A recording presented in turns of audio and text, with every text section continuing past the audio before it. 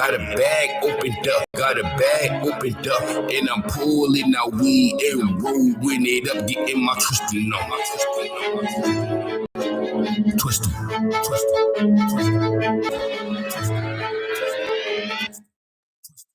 Blunts roll back to back, make sure they really pack. That smears all over that, highs where I'm going at. Twisting up a fat one, gotta match with that one. Always get loud, every time I have some, smoke them to the bottom. Roll them, you got them, certified stoner. I don't see a problem, I stay in the air, bring weed smoke everywhere. Some niggas got that wreck, that just don't seem fair. I still stay with flames, only get the fire. I stay super gone, still trying to get higher. All day long, I do smoke look like mist. The way I hold two blunts look like peace. Always hella up, exercise my wings. My niggas know I want that out, so that's all he brings. Blazing on the early, wake up and I'm sparking. Pass it to my girlie, she don't smoke that often. Got my own cloud, I live on in the sky. Bass boost loud, it's all. Since JC put me on it, always at any moment. Love being lifted. I with my bag low, pick up in a hurry. Hoovers can't smoke, they cannot come near me. Eyes so low, I cannot see clearly. Got a bag opened up, and I'm pulling out weed and rolling it up. Got a bag opened up, and I'm pulling out weed and rolling it up. Getting my twisting on. Twisting. Getting my twisting on. Twisting. Smoking hella fire, think that's all I get, that's all I keep. Smoking hella fire, think that's all I get, that's all I keep. Smoking hella fire, think that's all I get, that's all I keep. You can believe that it's flame if you smell it on me. All this smoking that I'm doing got me floating in the sky. All this smoking that I'm doing got me floating in the sky. All this smoking that I'm doing got me floating in the sky. Always rolling to up. That is no life. No light is no light. Is no light. Is no light. Is no light. Is no light. Thanks for rolling up. TwoBlunt Marley, bruh.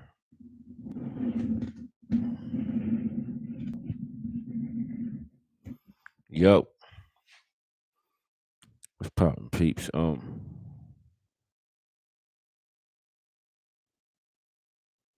Today, y'all.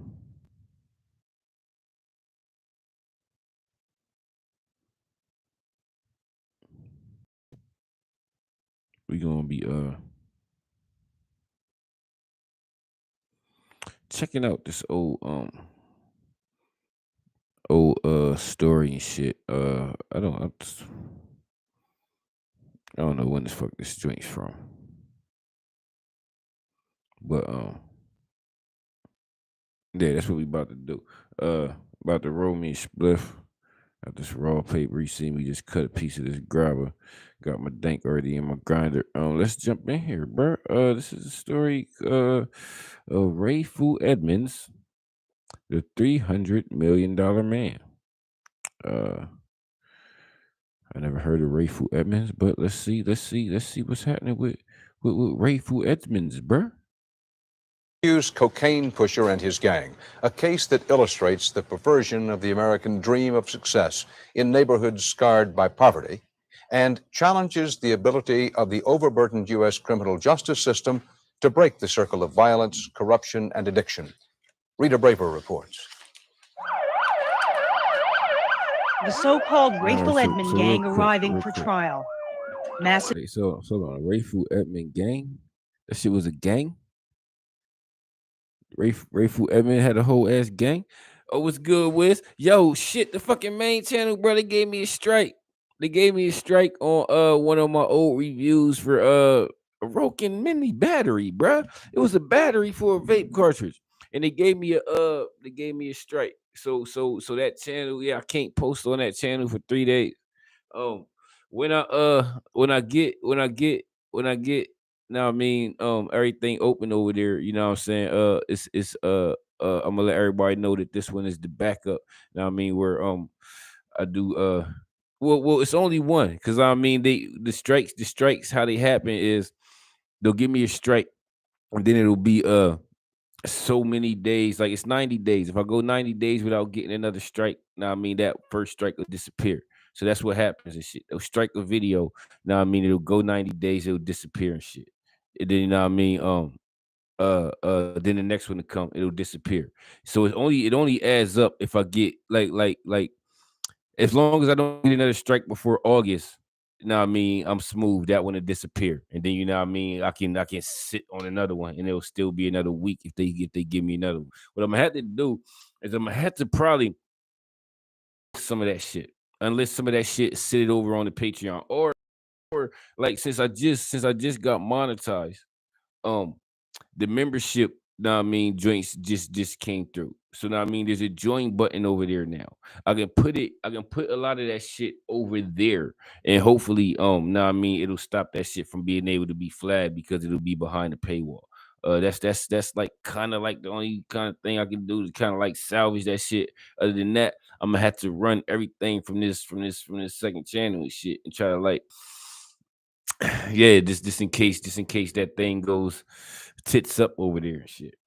But you know what I mean, over here and shit, I'm doing different things. It's not just all about dank and shit. So yeah, it gives me a chance to talk about hood shit. You know what I mean, or just random ratchet shit.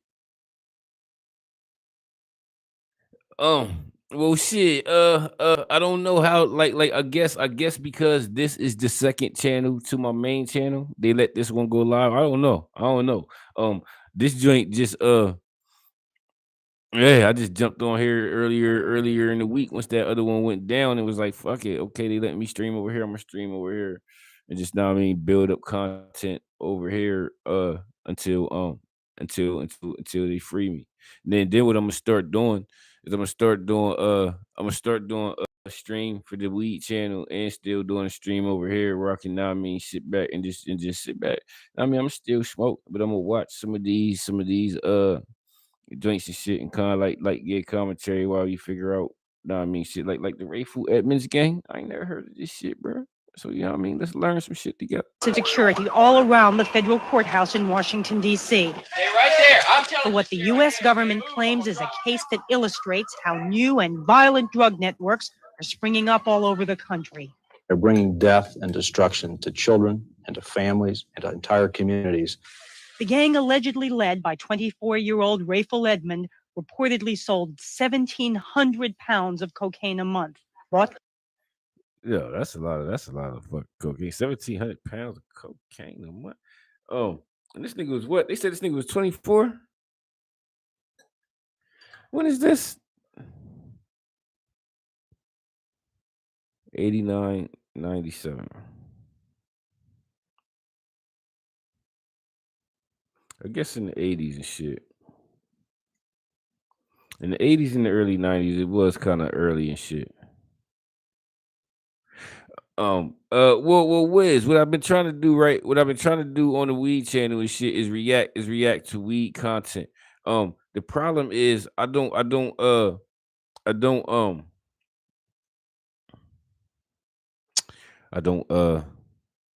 see a lot of weed content that's not other than like news and shit. So I try to keep, know what I mean, I try to keep, know what I mean, updated on that shit over there. Um um I need a way to scrape TikTok, know what I mean, scrape Instagram for just weed content. But I haven't found a way to do that yet. To where you like, you know what I'm saying? I can like TikTok. If I go to TikTok and I type in like hashtag 420, that shit don't show nothing because they don't want, know what I mean, that type of shit on TikTok. When I do that shit over on Instagram, it's a whole bunch of shit that you know what I mean ain't the shit I'm trying to show. So you know what I mean? So like yeah, I need a way to scrape for weed content better. I even been like looking on Reddit trying to find shit. Um, but that that's not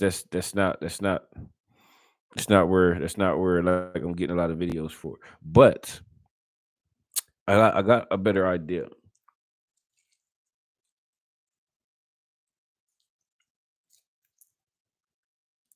I'm gonna start doing video essays over there about weed. And just learning shit about that, and you know what I mean, trying to just like regurgitate the shit I learned. I took a speech class when I was in with my first year of college. Uh, so I know how to set up a speech, where I could talk it and spill it out. You know what I mean, without too many cuts and shit into it. Um, and then my English 101, I mean, taught you essay writing, so I can write decent and speak it decent. So I'm gonna try to do some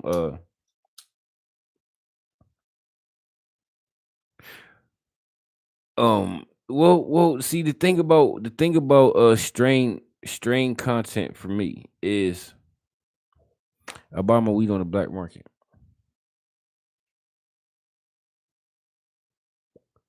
Like I would love to do straight info. It like really get into straight info, but uh I need to get my med card. Med card costs X. I don't have X to throw into a med card right now. If the channel subs start doing better and shit, I'll start using that money to get the med card, and then start going to the dispensary to buy that overpriced dank over there, and then I'll sit and do, know what I mean, real in depth reviews. Um, but like I don't want to do that shit with weed from the street. Yeah, I don't want to do that shit with weed from the street because I don't know what that shit is.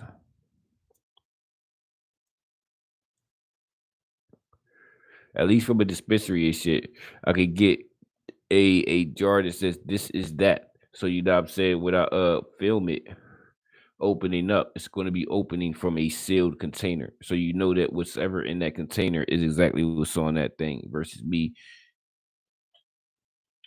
pulling up my jar right here and saying this is super duper Girl Scout cookies, and then just running some shit off about this weed. Now I mean, that may not be super duper Girl Scout cookies. Like I don't want to do no shit like that.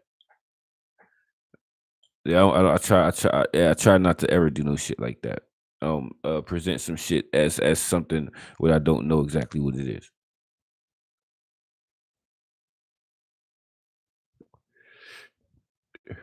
Directly from the notorious Crips gang in Los Angeles. Police say the Edmond organization enforced its will with violence. As many as 30 murders.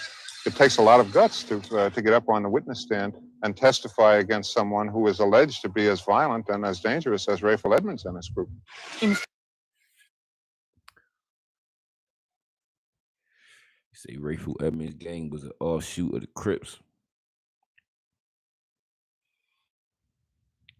Them niggas was bringing in hella money too. In fact, the house of the family of one witness was firebombed after her testimony. Firebomb.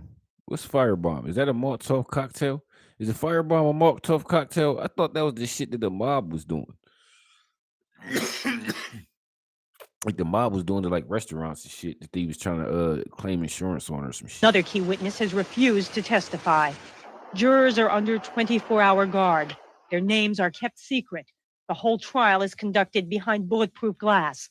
Defense attorneys complain. It sends a message that the defendants are dangerous people from whom others need to be protected. With authorities. Hold on, bruh.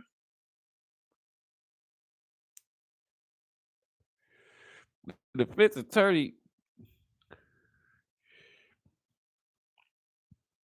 The defense attorney complaining that the fuck you got bulletproof glass up in the goddamn thing. Imagine that, you know what I'm saying, a known killer who, know what I mean, got a bunch of motherfuckers on the street is in just open court, and then one of those niggas try to decide to come in there and just start shooting everything up. That would have been the ugliest thing in the world. Dismiss those concerns and seem more worried about another problem the case demonstrates. Wes, I've been watching that too. Yeah, I've been watching that too. Wiz. That cross examination was something to see. Yeah, me and my wife, we we've been watching that shit. Now I mean, daily.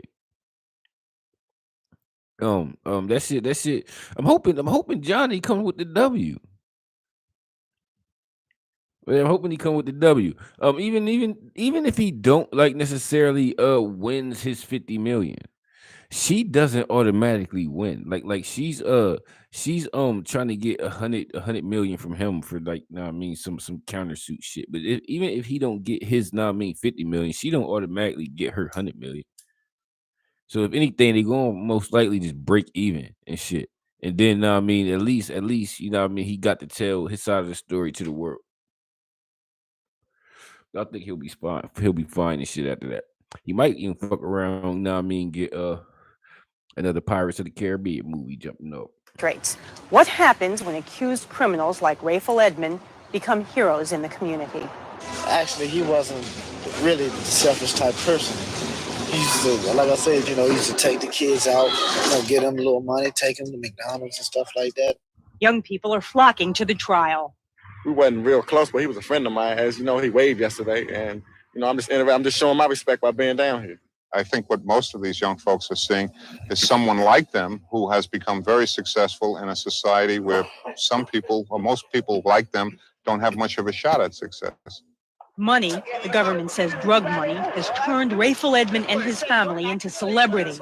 His grandmother is tracked by camera crews as she attends the trial in a different ensemble each day. She's not charged in the case, although she owned the house that was allegedly used as gang headquarters. I'm going to break one of those cameras. Yo, Grandma says she gonna break one of them shits. Y'all better back up from her, bro. She gonna take that motherfucking jacket off and that hat and fuck one of y'all up. Yo, Grandma gangsta too, bro. I bet you she knew what the fuck was going down. Yeah, she knew it was going down. As long as the money was coming in, rent was being paid, she ain't give a fuck about none of that shit, bro. Money gave Edmond a flashy lifestyle, and money may have also bought the police. Wiretaps played at the trial showed that suspects knew they were under investigation. FBI. Right, okay. That's who's monitoring us. Huh? That's who's monitoring us there. Meanwhile, the legend goes on. Authorities say they had to move Edmond out of the local jail and into a more secure facility because he was getting special VIP treatment from the guards. Rita Braver, CBS News at the federal courthouse in Washington. What were the guards doing? Like I'm sure he had money. Still. He was fucking head of the Rayful Edmonds gang. Them niggas was moving. What do you say? 100 something, 1,000 something pounds of cocaine. Damn sure the guards was ready to take money from this nigga.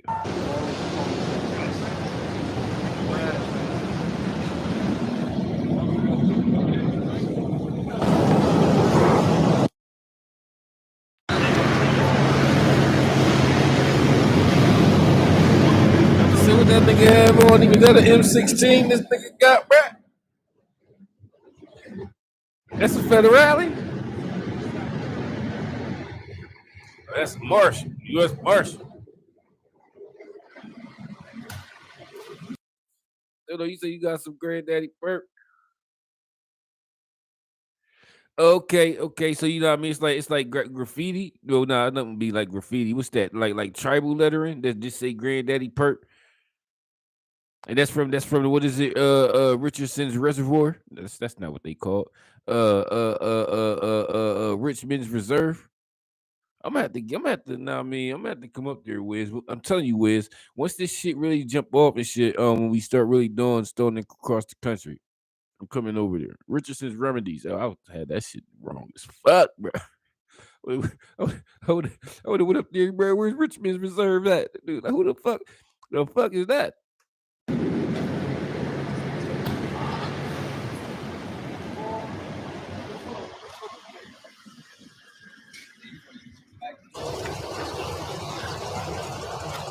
That's what we doing. We just moving Rayful Ed.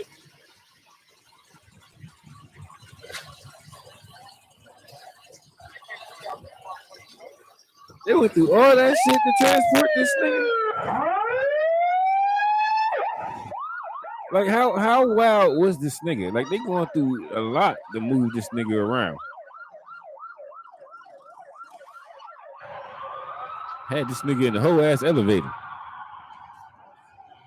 Or was that a bomb-proof parking lot enclosure? If you think prison is the answer to crime, listen to this startling, even outrageous admission from the U.S. government today. A notorious drug thug known as the Al Capone of cocaine managed to turn his prison cell into the headquarters for a drug ring. Why they call him a drug thug though? I don't know how old this footage is. It say this nigga was operating from 89 to 97. So now I'm saying it had to be after that. Judging by this nigga's suit, bruh.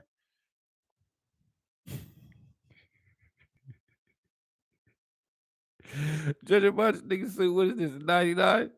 Well, I mean, that's like is that a Tim the 2-man haircut? What is this? What is this? Yeah, that's what I'm thinking, bruh. Correspondent Rita Braver tells how he pulled it off. Rayful Edmond is the kind of drug kingpin who has terrorized America's cities. In the late 1980s, he ran a violent multi-million-dollar cocaine operation on the streets of Washington. Edmond's lifestyle was so flashy that Georgetown University basketball coach John Thompson had to warn him away from his players. Even while on trial, Edmonds drew adulation from neighborhood kids. I'm just showing my respect by being down here. But his All right, so hold on. This footage right here from 89. Oh, wait, hold on. What?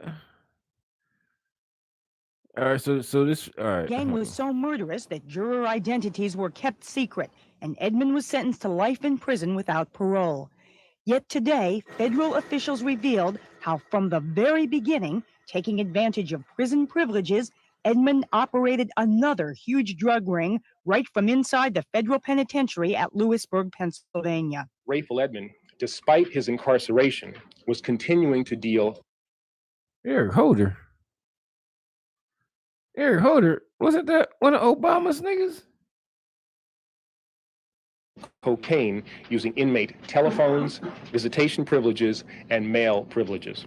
He was calling Columbia by making three-way calls, by calling an associate outside of the prison who would then make a three-way call to Columbia. When an informant... Hey, you know, he was working at a Benz dealership with? He was pushing business? Was business selling like that in 89? Well, shit, they said this nigga had a couple businesses. All right. Exposed Edmond's operation, he in turn agreed to inform on his own network. 13 arrests have been made in the last few days. The U.S. attorney took an unusual swipe at the U.S. prison system. Clearly, Bureau of Prisons has a problem that needs to be dealt with. And caught off guard, the Bureau of Prisons tonight claims the Edmonds case is just an isolated incident. Rita Braver, CBS News, Washington. Before he went to prison, Rayful Edmond III, the biggest drug dealer in the history of Washington, D.C., sold some $300 million a year worth of cocaine and crack. After So the nigga was in D.C.? I thought they said the nigga was in L.A. Oh, hold on. They didn't say he was in L.A. They said it was an offshoot of the L.A. Crips. Okay, so he's in D.C. and shit.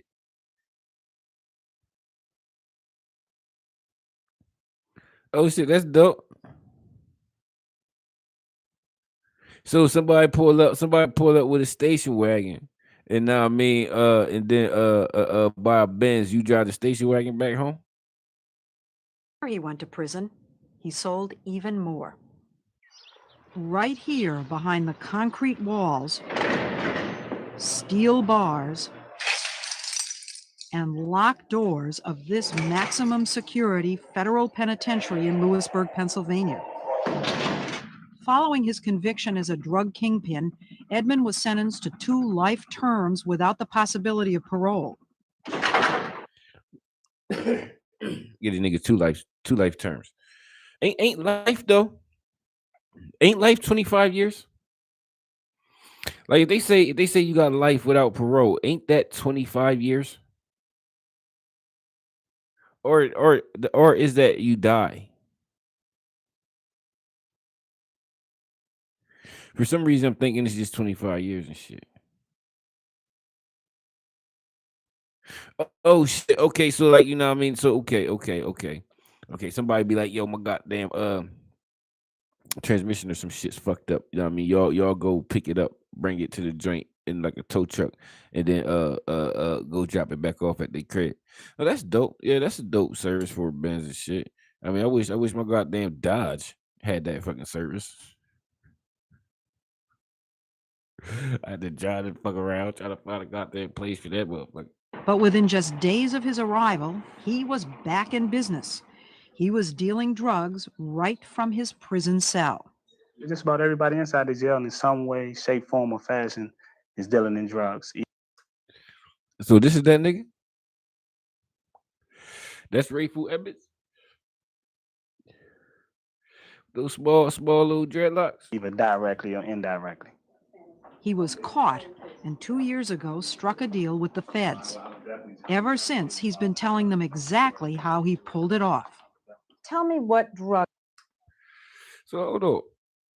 Well.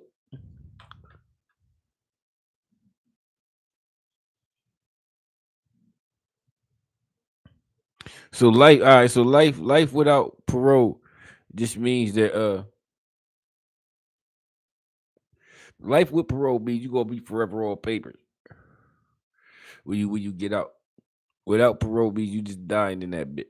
All right, I get it. Drugs you dealt with in prison: cocaine, Crack, heroin. what else? Marijuana. Those were the basic four: cocaine, crack, and heroin, and marijuana. There's nothing left. I mean, you did the gamut. Yeah, I did it all. He did. So is he saying he's selling that shit inside the prison, or he's not? I mean, just the head of an operation that's not mean going on outside Did the it gates. all and then some. For starters, he brought drugs into the prison through this visiting room. Okay, well that's the answer. He did that shit inside that motherfucker. He hired other inmates whose girlfriends, during contact visits, would pass the stuff packed in small balloons. She might kiss him, and he put them in his mouth. He drank a little bit of soda or water, swallow them. She go do it again. He's got them all inside. Got them all inside. Then when he get back inside the institution, he spit them up. What's the most you ever heard of those that any one person? That I ever seen one person bring. I seen somebody bring in like 60 of them. Edmund says 60 fucking balloons.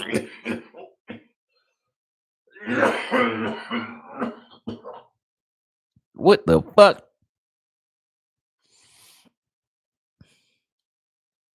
Just thinking about all that shit being in my stomach. Having to fucking throw this shit up. What the fuck, bro?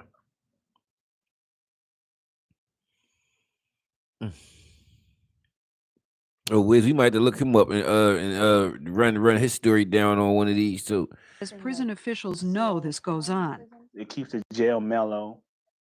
It's keep people patient. You know, they be able to get high and chill. So they like this and let these things happen sometimes. Come on. Yeah, that's what they do. That was dumb. Was she asked him what the password was on a phone call? That's He stupid. wasn't just selling drugs to other prisoners. He also masterminded the shipment of more than 2 tons of cocaine and crack from the coca fields of Colombia to the District of Columbia. And some. That's what I'm saying, bro. Like this dude was behind the jail. You know what I mean? Out of jail, making super moves, bro. He said, he told her the password over the. What did they do? Did the cops just got the password logged in and found all they shit? That's the dumbest thing in the world. In some ways, he's like the Babe Ruth of crack dealers. Eric Holder, the Deputy Attorney General of the United States, was, until recently, the top prosecutor in Washington, D.C. It was his office that locked Edmund up in the first place. Tell us the magnitude of his operation from inside the prison. If you look at it, That's what we gonna do when we search it. We gonna search drugs or arrest. We may be able to find the whole story and shit doing on that. a monthly basis, he was exceeding that which he did when he was running what to that time had been the largest drug operation in Washington, D.C. history. He was doing more From in prison? Is that what you're saying? Yeah, at its maximum, he was doing about 400 kilograms of cocaine per month while in prison, and while on the street, he was doing about 300 at its maximum.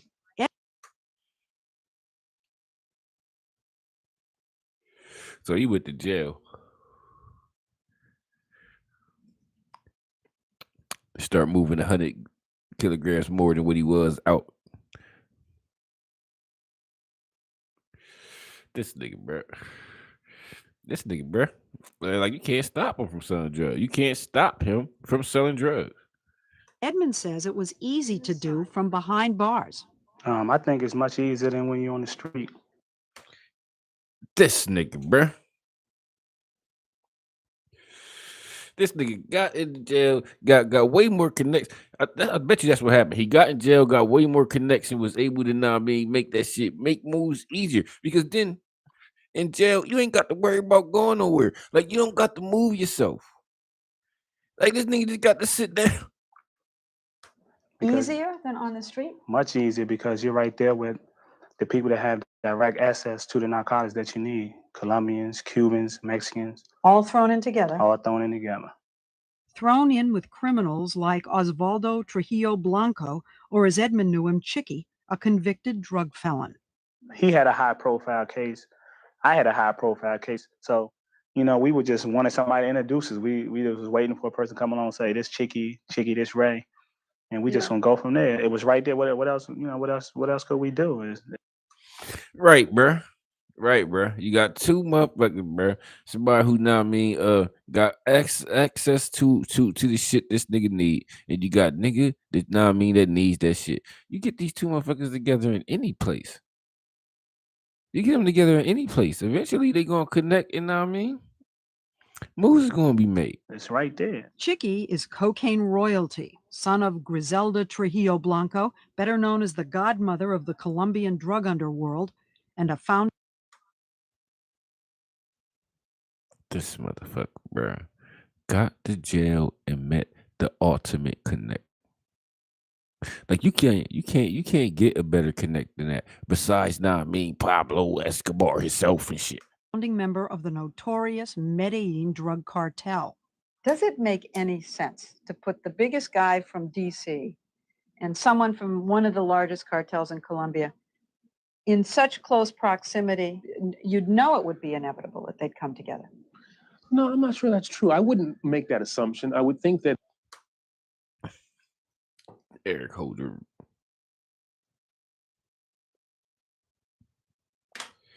Fuck you mean they would make that assumption? Especially if they both got life. If they both got life, they have nothing to lose. There's nothing to lose. that both people, having been put in federal prison, would have been incapacitated. But they weren't.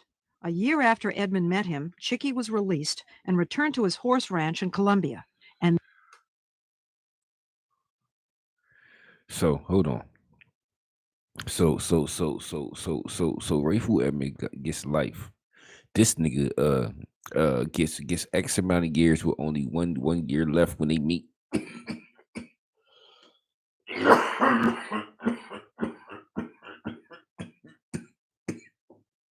Goes home to Colombia with the same connect that you know what I mean, with the connect where everything is.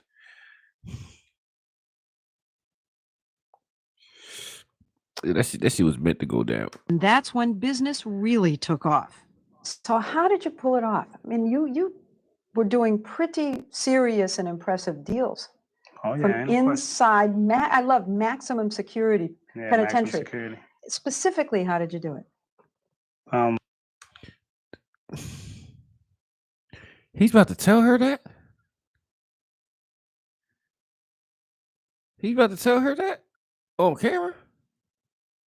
He's not about to tell her that on camera. Well, you know what? He might, because they said he's not cooperating. But this nigga had already I don't even know why. They gave him 2 life sentences. Yeah, they gave him 2 life sentences, so there's no reason for him to talk. Even if they caught him, like if they caught him, There was no reason for him to say nothing. Specifically, we would use the visiting room, the telephones. Specifically, these telephones, conveniently located just down the hall from his cell. Edmund would contact Chicky simply by placing a collect call to a friend in Washington. Every one of those calls was recorded. Hello, this is the AT&T operator with a collect call. Who's calling, please? Right. Will you accept the charge? Uh-huh. The friend, in turn, connected him to Chicky all the way down in Medellin. What reason would I be calling out the country? I'm not from Colombia or South America. Or Here's nowhere like here's that. an inmate that's calling Medellin 3 and 4 times a week. So you know I'm up to something. Just common sense would tell you. If you got good common sense, it would tell you that I'm up to no good. In one afternoon, he made 59 phone calls to 5 states and 2 foreign countries. I thought This motherfucker wasn't even trying to hide this shit. Yeah, he wasn't even trying to hide this shit. And I'm pretty sure I thought motherfuckers had phone time. Like when I was booked, bro, you had a slotted time to get on the phone, bro. Like you couldn't, like there was no way with the time you had you could make 60 fucking phone calls.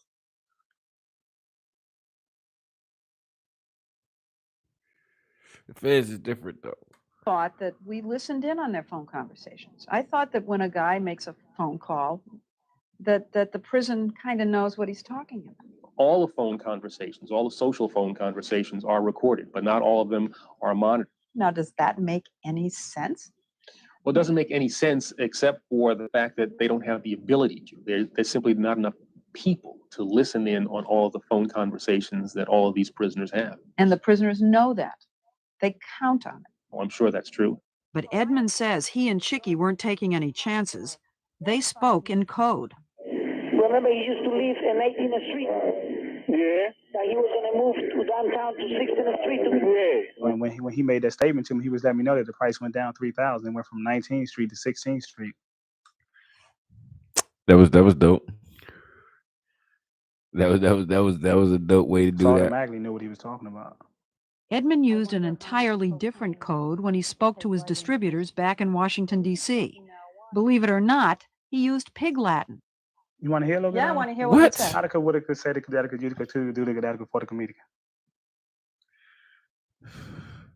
That's the easiest shit to translate. What did you say? Oh, I was just saying, I feel good today. So fast. You could do that. You got to be fast so nobody will understand what you're talking about. Yeah, and you could just do this whole interview like that? Yeah, I could do the whole interview like that. Now, what kind of money were you making out of this? I wasn't making the money that I should be making, but I was getting 5,000 here, 10,000 there, which is good money for somebody that's in jail and doing time. Yeah. Wiz. As long as you say that shit fast as fuck, you know what I mean, you can slip that shit past somebody. The problem though is, you know what I mean, the person who you speaking to they got to also be able to understand it that fast. So y'all gonna have to be, you know what I mean, practicing that shit. And that shit is still the same as learning a different language. Because you have to start thinking in Pig Latin to be able to speak that fast in that shit. It was good money for anyone. $200,000 in 2 years collected for him by associates on the outside.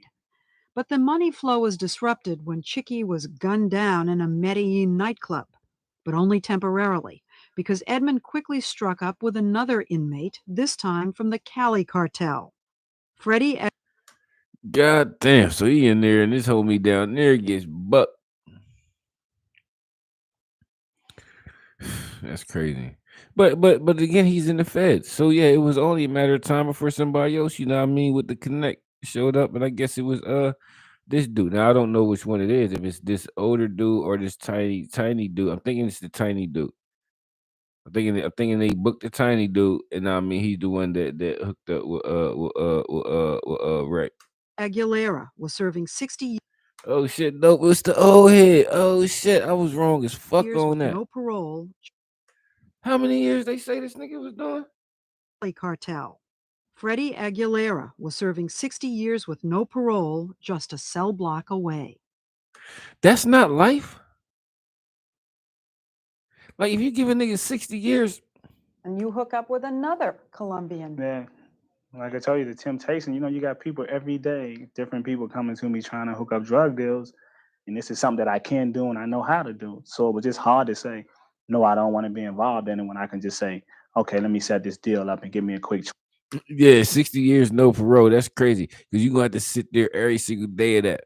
But if you live through it, you know what I mean, when you get out, you ain't on papers and $20,000 shit. or $30,000. Prison authorities never did figure out what Edmund was up to, but the FBI and local police here in Washington, D.C. did, thanks to a tip from a jailhouse informant. When the feds went to Edmund with the evidence, much to their surprise, he agreed to cooperate. With his help, the government was able to lock up 15 drug dealers, among them some of the most violent drug thugs in the nation's capital. Why did Yeah. If you 30, you ain't living that past that. Especially not in jail and shit. They not keeping you alive that long. I don't understand why he was really ready to talk so fast. Like he wasn't gonna get any like they wasn't gonna reduce his life sentence or no shit like that. So yeah, I don't understand why he was so ready to cooperate? talk. With his help, the government was able to lock up 15 drug dealers, among them some of the most violent drug thugs in the nation's capital. I don't like that she keeps saying drug thugs. Why did you decide to cooperate? Because I wanted to put it all behind me. I wanted to help my family. First of all, that was the first thing that gave me the motivation. My mom, my aunt, and my 3 sisters. So hold on. What was you doing? You was having them do shit for you while you was booked?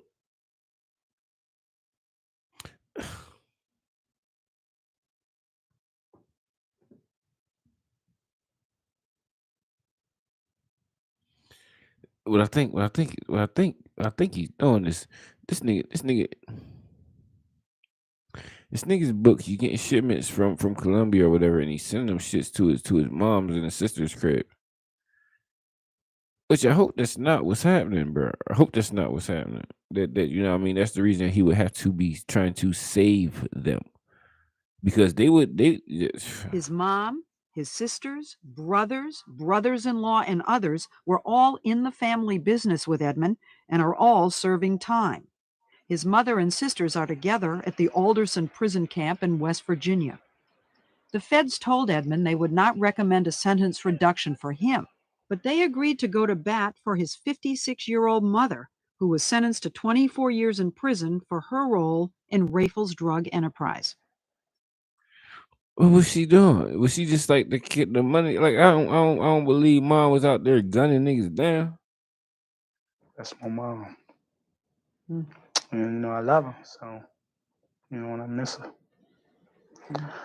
I hope she'd be okay. I feel very honored. I mean, he has life or 2 life sentences, and he didn't think about himself. He thought about his mother.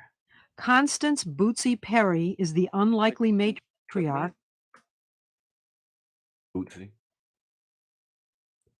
Her real name is Bootsy. Her middle name is not Bootsy. Her middle name is not Bootsy. That might be her nickname. That might be why they said it like that. Her Of Washington's most prominent crime family. Before she got locked up, she had a $40,000 a year job in the federal government. So you got your kids educated, you made sure they went to church, you had a good job, your ex-husband had a good job. Yeah, he had a job. He worked for the government too. He worked for the government. You were middle-class people. Yes. He was not raised in the inner city. He lived in the suburbs. Safe place. Yes. How many of your children are in jail? 6. You had 7. one son put the whole goddamn family in jail. Minus one child. It was probably a baby at the time. That's ugly, bro. Kids and 6 are in jail. Yes. You're in jail? Yes. Come on. What happened? I can't really say, and I think basically I'm in here only because I knew what was going on. She was a mom to me, but also she was a personal friend to me. So when things, selling drugs, like I told you before, so many things go wrong. People get killed, people lose their jobs, people get strung out. Whenever things go wrong or things don't go right in my life, she was my friend. I go talk to her and tell her about all these things, about what's going on with me. And she knew about all that. And she ended up telling all the things that I told her to an informant on a wiretap, and that made her be part of the conspiracy. That's stupid. Yeah, that's ugly too. What? Yeah,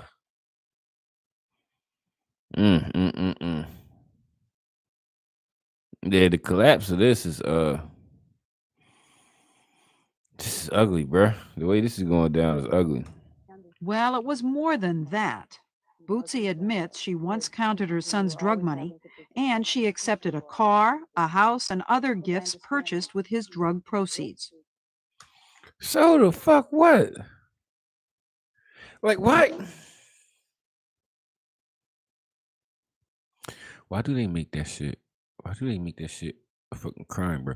Like that's her fucking son. What do you think? This nigga making millions of dollars. He not supposed to buy his mom a house and a car and shit. The fuck he supposed to do?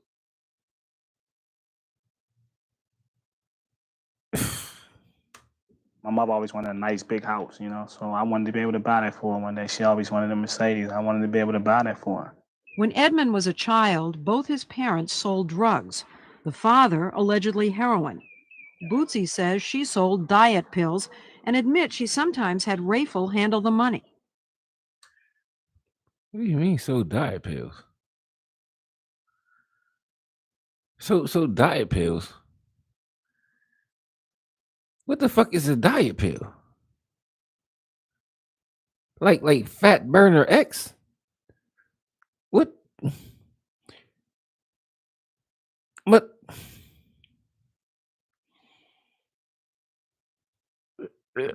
speed's a diet pill. Like okay. See, speed. I don't. I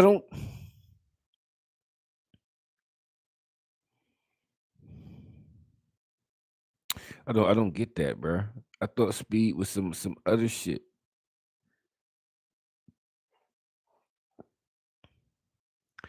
Like when you say diet pill to me, I'm thinking some shit you can find in GNC.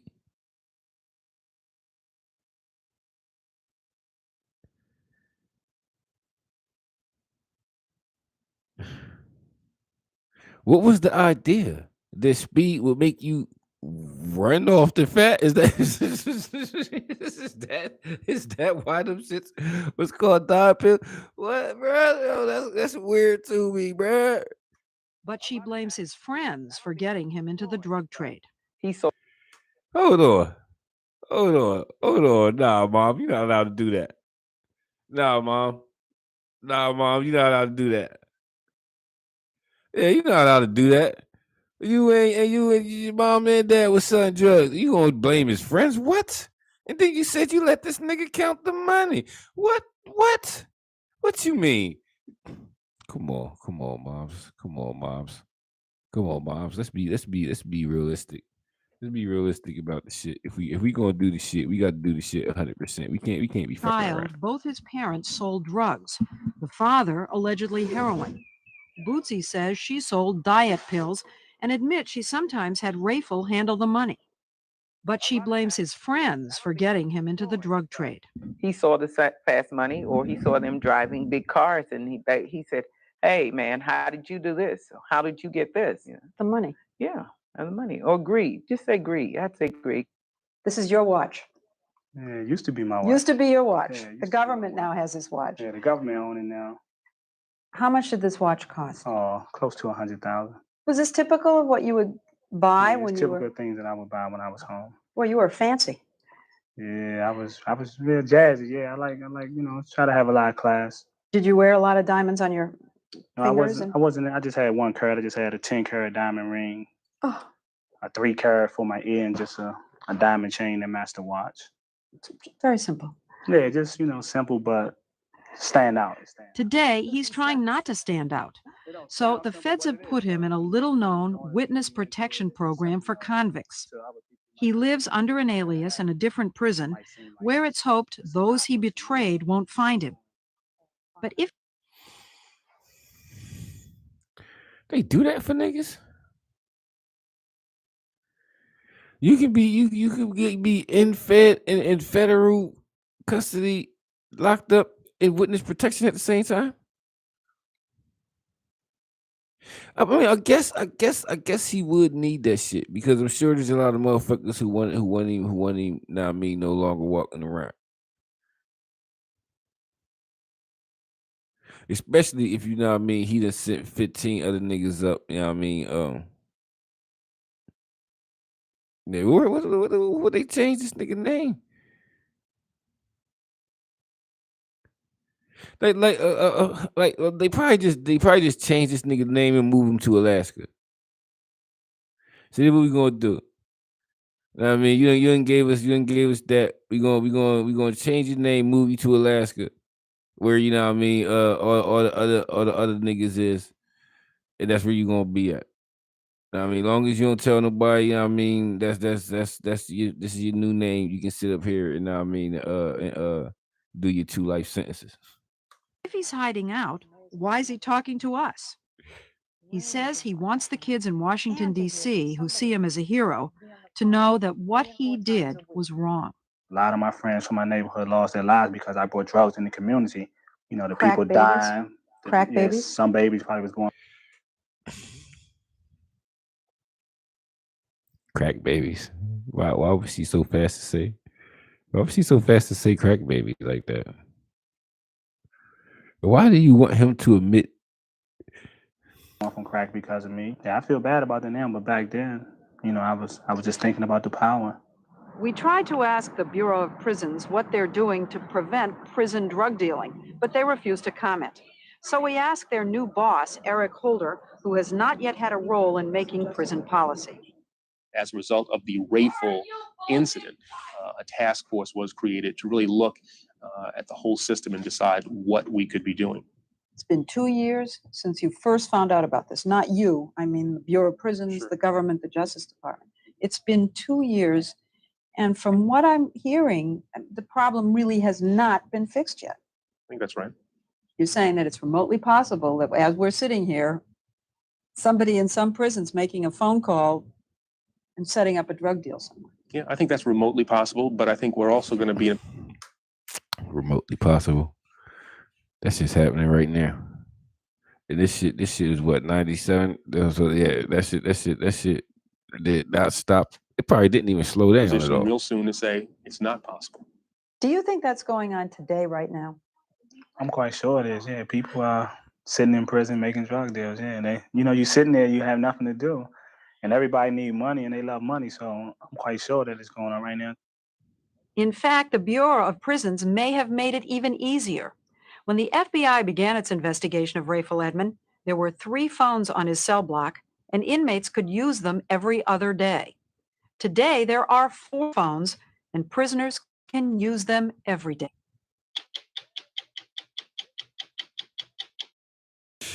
Is she trying to get phone privileges took for these niggas? Was that the moral of the story? That prisoners should not be allowed to use phones?